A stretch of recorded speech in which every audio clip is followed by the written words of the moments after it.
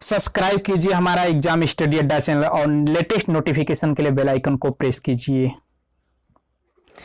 Hello friends, exam study अड्डा YouTube channel में आपका स्वागत है। दोस्तों, इस वीडियो में हम लोग सर्वोच्च न्यायालय के महत्वपूर्ण प्रश्नों को करने वाले हैं। दोस्तों, इसके पिछले वीडियो में हम लोग सर्वोच्च न्यायालय के थ्योरी सेक्शन को कवर कर लिए थे। अगर आप उस वीडियो को नहीं देख पाए हैं तो हमारे चैनल के प्लेलिस्ट में जाकर के उस वीडियो को देख सकते हैं। दोस्तों, आइए स्टार्ट करते हैं। पहला प्रश्न, भारत के संविधान के किस भाग में संघीय न्यायपालिका का उल्लेख किया गया है? दोस्तों, भारत में संघीय न्यायपालिका का जो उल्लेख किया गया है भाग 5 में किया गया है। ऑप्शन नंबर डी इसका करेक्ट आंसर होगा।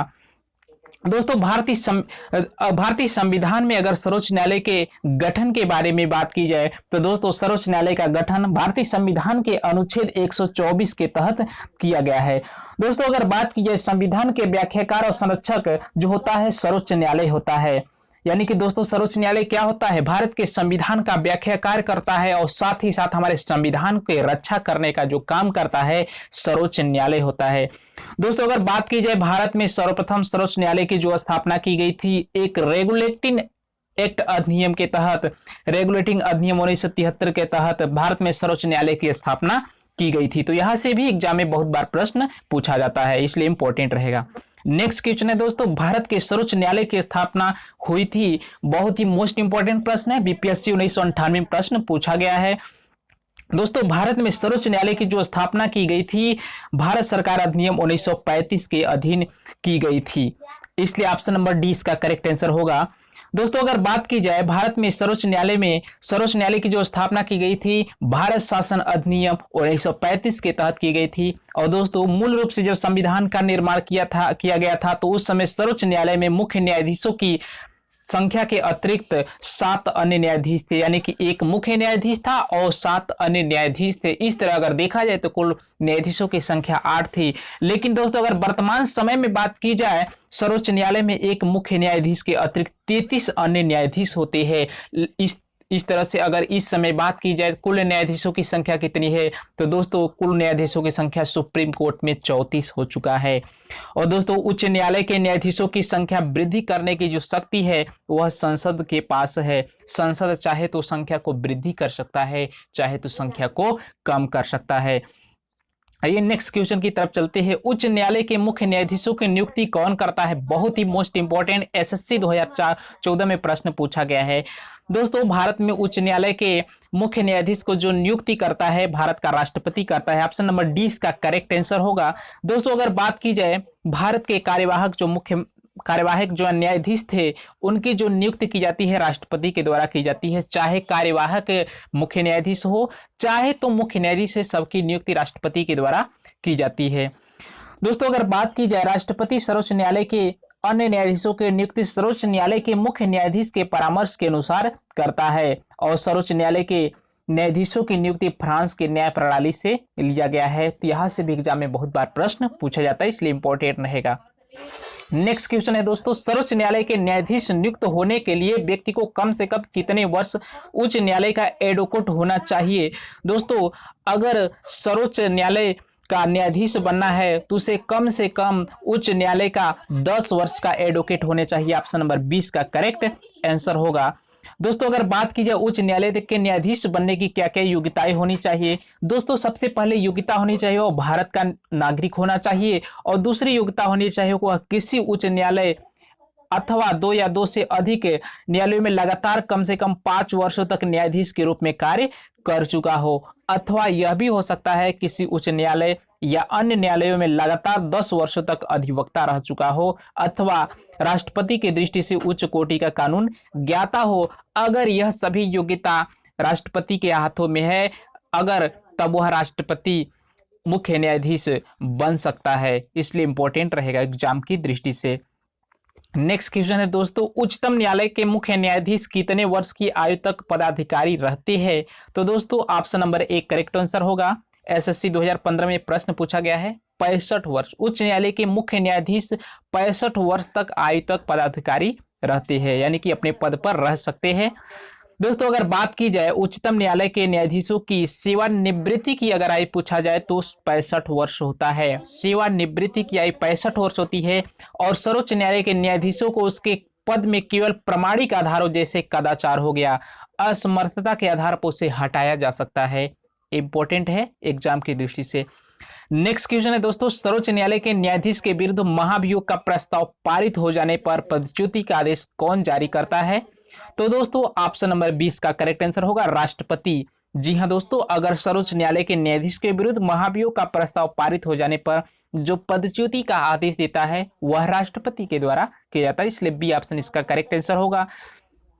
दोस्तों अगर बात की जाए न्यायमूर्ति बी रामास्वामी जो सर्वोच्च न्यायालय के न्यायाधीश के विरुद्ध 11 मई को 1993 को लोकसभा में लाया गया महाभियोग को प्रस्ताव असफल रहा था। तो यहां से भी एग्जाम में बहुत बार प्रश्न पूछा जा चुका है कि भारत के वह कौन से मुख्य न्यायाधीश थे जो लोकसभा में लाया गया महाभियोग प्रस्ताव असफल रहा था। तो उन न्यायाधीश का नाम था न्यायमूर्ति बी रामास्वामी। सर्वोच्च न्यायालय के जो न्यायाधीश थे इनके विरुद्ध 11 मई 1993 को लोकसभा में जो लाया गया महाभियोग था प्रस्ताव असफल रहा था।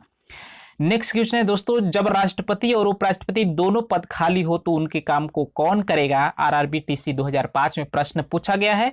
दोस्तों जब भारत के राष्ट्रपति और उपराष्ट्रपति दोनों का पद खाली होता है तो उस स्थिति में भारत के मुख्य न्यायाधीश उनके पद पर काम करता है। ऑप्शन नंबर सी इसका करेक्ट आंसर होगा। दोस्तों अगर बात की जाए भारत के मुख्य न्यायाधीशों में जस्टिस एम हिदायतुल्लाह भारत के मुख्य न्यायाधीश थे जिन्होंने राष्ट्रपति के रूप में कार्य किया। तो यहां से भी एग्जाम में बहुत बार प्रश्न बन चुका है। दोस्तों अगर बात की जाए सेवानिवृत्ति के पश्चात सर्वोच्च न्यायालय के न्यायाधीश किसी भी न्यायालय में वकालत नहीं कर सकती। ये जो फैक्ट्स है विभिन्न एग्जामों में प्रश्न के रूप में पूछा जा चुका है, इसलिए इसको भी याद रखिएगा।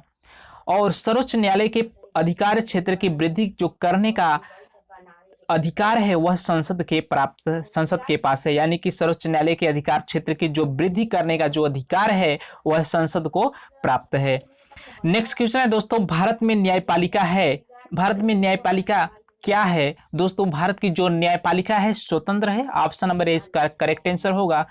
दोस्तों अगर बात की जाए भारत की जो न्यायपालिका का जो स्वरूप है एकीकृत है और सर्वोच्च न्यायालय के अधीनस्थ न्यायालय के संस्था का जो निरीक्षण भी कर सकता है, यानी कि दोस्तों भारत का जो सर्वोच्च न्यायालय होता है यह भारत की न्यायपालिका का स्वरूप एकीकृत होता है और साथ ही साथ इसके अधीनस्थ जितने भी न्यायालय होते हैं उन सभी अधीनस्थ न्यायालयों की संस्था का निरीक्षण जो करने का अधिकार प्राप्त है वह सर्वोच्च न्यायालय को प्राप्त है।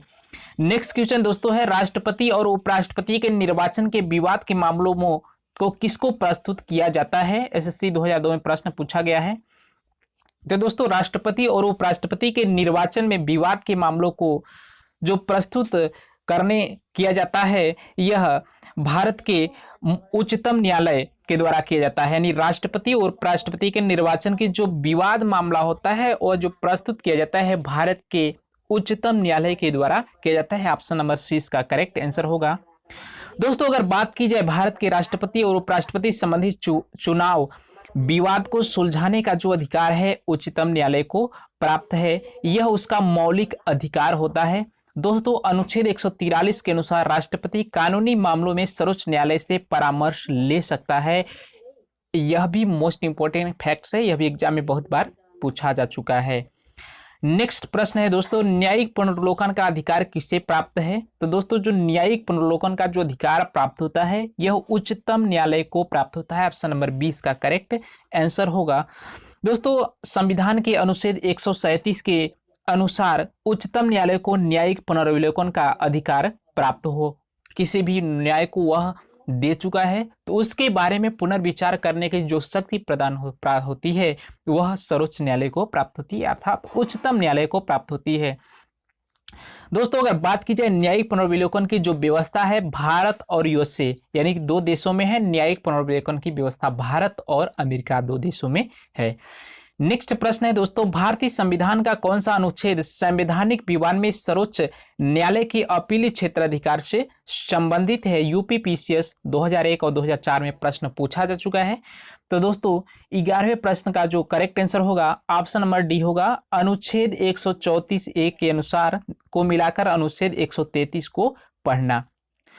दोस्तों अगर बात की जाए केंद्र और राज्यों के बीच होने वाले विवादों का जो निर्णय करने की जो शक्ति होती है भारत के उच्चतम न्यायालय की शक्ति के मूल अधिकारिता के अंतर्गत आती है। यानी कि दोस्तों केंद्र और राज्य के बीच जो भी विवाद संबंधी जो निर्णय होता है वह सर्वोच्च न्यायालय के रूप में सर्वोच्च न्यायालय के द्वारा किया जाता है और सर्वोच्च न्यायालय को यह करना उसके शक्ति का मूल अधिकारिता के अंतर्गत आता है। और भारत का उच्चतम न्यायालय कानूनी तथ्य के मामले में राष्ट्रपति को परामर्श देता है तभी जब वह ऐसे परामर्श के लिए कहता है। नेक्स्ट क्वेश्चन है दोस्तों, निम्नलिखित में से किस वाद में उच्चतम न्यायालय के संविधान के मूल ढांचे का सिद्धांत प्रतिपादित किया था? यूपी पीसीएस 2013 में प्रश्न पूछा जा चुका है, इसलिए इंपॉर्टेंट रहेगा। तो दोस्तों इसका ऑप्शन नंबर सी करेक्ट होगा, केशवानंद भारती। यानी कि दोस्तों केशवानंद भारती वाद में उच्चतम न्यायालय के संविधान के मूल ढांचे का प्रतिपादित किया था। ऑप्शन नंबर सी इसका करेक्ट आंसर होगा। दोस्तों अगर बात की जाए केशवानंद भारती वाद के बाद सर्वोच्च न्यायालय ने कहा था कि संसद को मूल अधिकार में संशोधन करने की जो शक्ति प्राप्त है पर संविधान के मूल ढांचे में संशोधन नहीं कर सकती है। अर्थात दोस्तों जो केशवानंद भारती वाद था उसके बाद सर्वोच्च न्यायालय ने कहा था कि संसद के मूल अधिकारों में संशोधन करने की शक्ति प्राप्त है, फिर भी शक्ति तो प्राप्त है किसके अनुसार? केशवानंद भारती वाद के अनुसार, लेकिन वह संविधान के मूल ढांचे का संशोधन नहीं कर सकती है। इसलिए इंपॉर्टेंट रहेगा आपके एग्जाम की दृष्टि से। नेक्स्ट प्रश्न है, सर्वोच्च न्यायालय के प्रथम मुख्य न्यायाधीश कौन थे? तो दोस्तों option number A correct answer होगा, हीरालाल जे कानिया थे सर्वोच्च न्यायालय के प्रथम मुख्य न्यायाधीश। दोस्तों अगर बात की जाए वाई.बी. चंद्रचूड़ सर्वोच्च न्यायालय के मुख्य न्यायाधीश के पद पर सर्वाधिक लंबी समय तक रहे थे। तो यहाँ अगर एग्जाम में प्रश्न यह भी बन सकता है दोस्तों कि सर्वोच्च न्यायालय के मुख्य न्यायाधीश पद पर सर्वाधिक लंबे समय तक रहने वाले मुख्य न्यायाधीश कौन थे? तो दोस्तों उनका नाम है वाई.बी. चंद्रचूड़। वाई.बी. चंद्रचूड़ थे जिन्होंने सर्वोच्च न्यायालय पर सर्वाधिक लंबे समय पर मुख्य न्यायाधीश के पद पर रहे थे। दोस्तों अगर बात की है उच्चतम न्यायालय में सबसे पहली महिला न्यायाधीश कौन थी? तो दोस्तों फातिमा बीबी थी। यह भी एग्जाम में बहुत बार प्रश्न पूछा जा चुका है दोस्तों, इसलिए इंपॉर्टेंट रहेगा आपके एग्जाम के लिए। नेक्स्ट प्रश्न है दोस्तों, संविधान की व्याख्या करने का जो अंतिम अधिकार किसे प्राप्त है? बहुत ही मोस्ट इंपॉर्टेंट प्रश्न है। एमपीपीएससी 1994, एसएससी एसएस 2010 में प्रश्न पूछा जा चुका है। दोस्तों ऑप्शन नंबर डी इसका करेक्ट आंसर होगा। भारत के संविधान की व्याख्या करने का जो अंतिम अधिकार प्राप्त होता है सर्वोच्च न्यायालय अर्थात सुप्रीम कोर्ट को प्राप्त होता है। दोस्तों अगर बात की जाए कि मूल अधिकारों के जो संरक्षण करने के मामले में उच्च न्यायालय और उच्चतम न्यायालय दोनों के अधिकारिता के अंतर्गत आती है। नेक्स्ट प्रश्न है दोस्तों, कौन सा अनुच्छेद सर्वोच्च न्यायालय को अभिलेख न्यायालय का स्थान प्रदान करता है? तो दोस्तों option number C correct answer होगा। अनुच्छेद 129 के अंतर्गत सर्वोच्च न्यायालय को अभिलेख न्यायालय का स्थान प्रदान करता है। दोस्तों अभिलेख न्यायालय होता क्या है आइए देख लेते हैं। संविधान के अनुच्छेद 129 के अनुसार उच्चतम न्यायालय को अभिलेख न्यायालय का स्थान प्रदान करता है। इसका आशय है कि इस न्यायालय के निर्णय सब जगह साक्षी के रूप में स्वीकार किए जाएंगे। इसकी प्रामाणिकता के विषय में प्रश्न नहीं किया जाएगा, यानी कि अगर एक बार वह किसी भी न्याय से संबंधित न्याय दे देता है सर्वोच्च न्यायालय तो उसको साक्षी के रूप में स्वीकार कर लिया जाता है, उसके रूप में प्रश्न नहीं उठाया जा सकता है। बहुत ही मोस्ट इंपॉर्टेंट है एग्जाम की दृष्टि से। नेक्स्ट प्रश्न है दोस्तों, जब राष्ट्रपति और उपराष्ट्रपति का पद खाली हो तो भारत के राष्ट्रपति के पद पर कौन होता है? तो दोस्तों ऑप्शन नंबर 20 का करेक्ट आंसर होगा, भारत का मुख्य न्यायाधीश होता है जब राष्ट्रपति और उपराष्ट्रपति का पद खाली होता है। बीपीएससी 2008 में प्रश्न पूछा जा चुका है, इसलिए इंपॉर्टेंट है एग्जाम की दृष्टि से। दोस्तों अगर बात की जाए भारतीय न्यायिक पद्धति में लोकहित मुकदमा लाया गया था तो उसमें भारत के मुख्य न्यायाधीश न्यायमूर्ति पीएन भगवती थे। तो यह भी एग्जाम में बहुत बार प्रश्न पूछा